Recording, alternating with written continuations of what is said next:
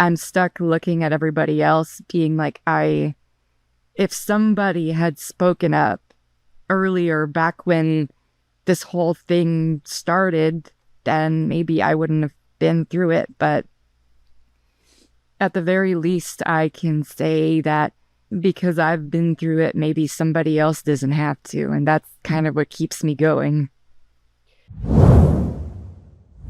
They told her she was becoming her true self by trying to live as the opposite gender. In reality, they helped fast track a vulnerable teenager in British Columbia into a medical nightmare she can never fully undo. I'm Drea Humphrey with Rebel News, and today I bring you another important interview that State Choice Media won't touch. The story of a young girl who believed she was groomed and failed by adults in the system into believing that medical transitioning, including being mutilated and put on hormones, would save her life, when in reality, trans-identifying nearly destroyed it. Sarah is now a brave young woman willing to tell you her detransitioning story.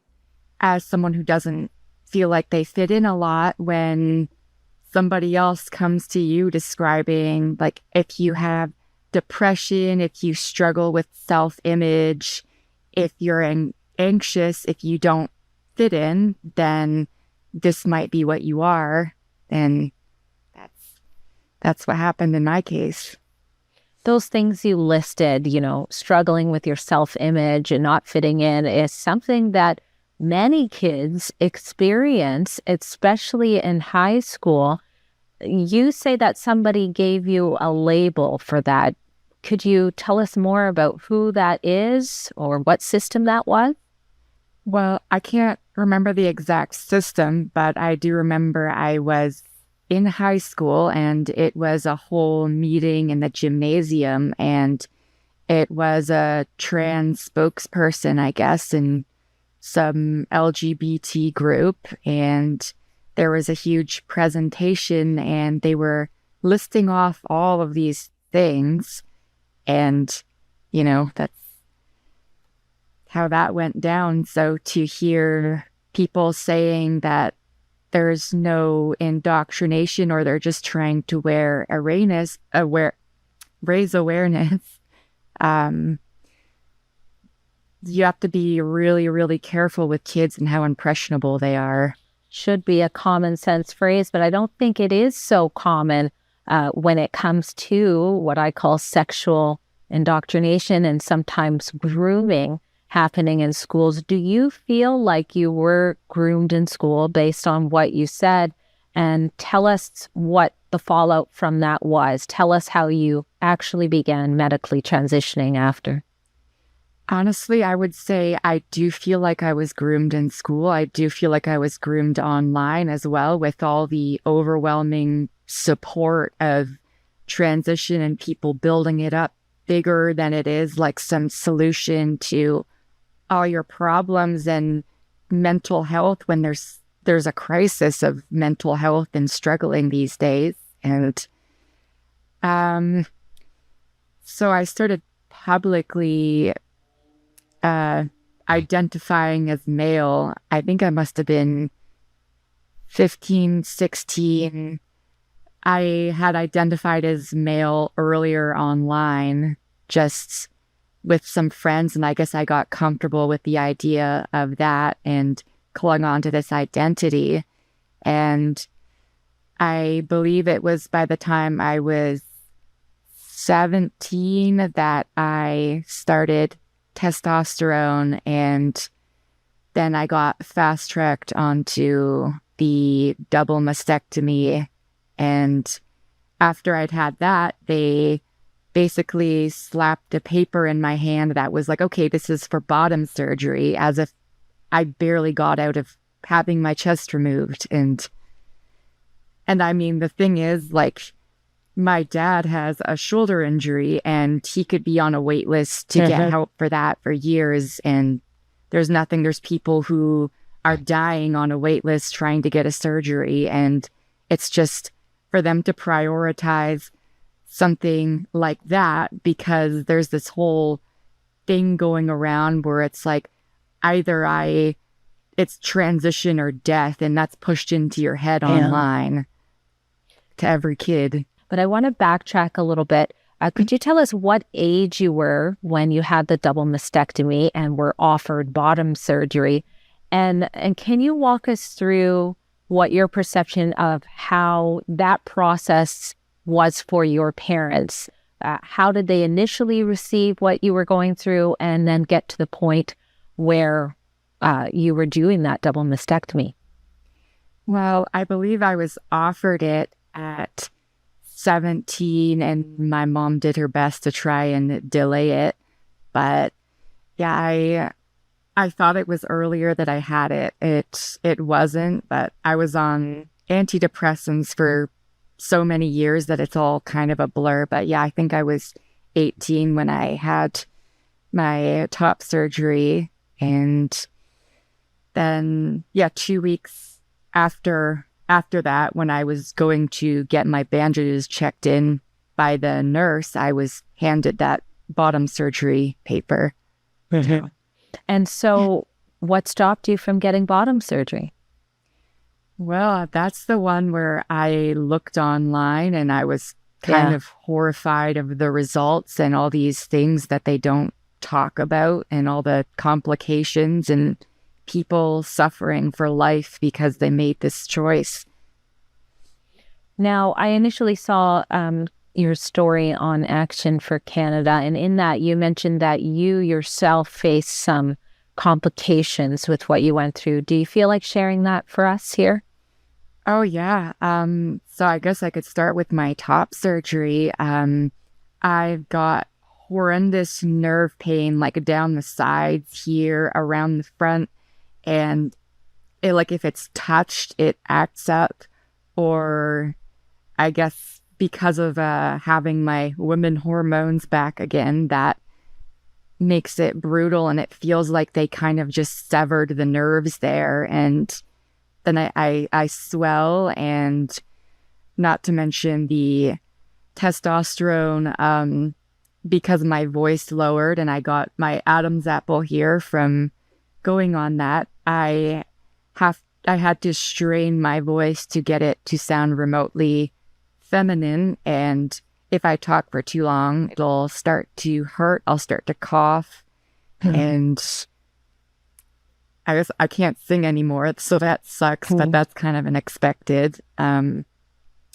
There's hair loss. I didn't get it as bad as some people do, but then I feel like because of being on such a high dose of testosterone, I was able to get muscle quick, but I did things that I don't think a woman should be doing. Like, my body could not handle it. I worked manual labor, and I have so many injuries from doing that.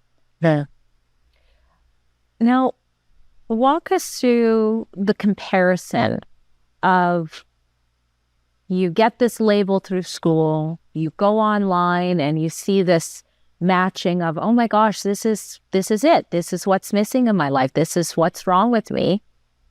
Tell us what sort of the community was like when you took that approach versus when you started to have a change of heart and wanted to, accept your biology. Honestly, I was kind of weirded out how supportive the community was. Like, I'd get random people coming up to me, like patting me on the back. They go, "Congratulations, it's so brave of you." And like, I get you're trying to be nice, but at the same time, for me personally, I didn't want to talk about it. I just wanted it like, this is who I am. Let me just do my thing and not congratulate me for, and then bringing it up and making me feel awkward. But yeah, I mean, I guess some people like that. I didn't. And as for detransitioning, once I started to say, I think I made a mistake. And first there was Lauren Southern who came along, who gave me the opportunity to talk about this mistake, because at this point I could barely sleep at night knowing there were people that were going into the situation I was in. And if I didn't speak out, if I didn't say anything, then that was just going to happen to them. And they were going to find all those videos online of people saying how great their life is and to fast track through it. And, oh, you don't need a therapist. You can order your testosterone online or find another way to get your hormones. And I lost so many friends, with the whole, oh, you're a bigot thing. Oh, you don't support people. It's been rough, but. What does it feel like? And maybe you've had some time to heal from this a little bit more, but what does it feel like when you start detransitioning and you've gone through these changes for worse with your body, and now you've lost friends and you're at home and you're alone in your room? I mean, what were your thoughts like? Well, I want to start with the denial, like kind of the denying that I even wanted to detransition in the first place, that it's too late for me. I just need to not think about it. Yeah. I would try to keep busy not thinking about it. But being alone in my room, I don't know. It's like this really heavy feeling on your heart where you're just like, there's no going back from this. It's not like making a mistake, because that mistake is stuck with you forever and it's going to affect the rest of my life. It's already affected my life so much. And it's just this powerless, horrible feeling that, being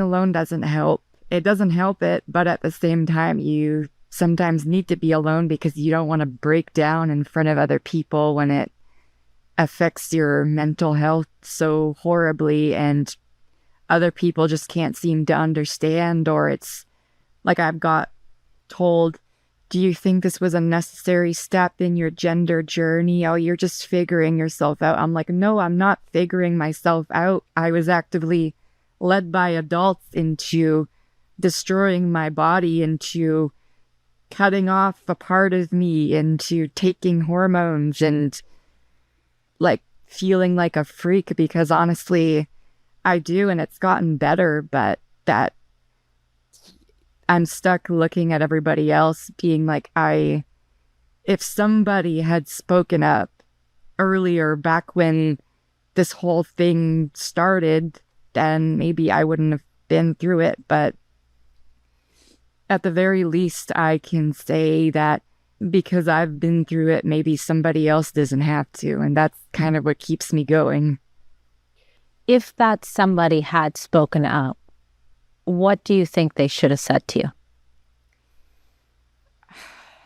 I think they should have said, you might not want to hear this, and I don't want you to get angry, because we're taught to be angry about our identities and defensive, but you need to focus on your mental health.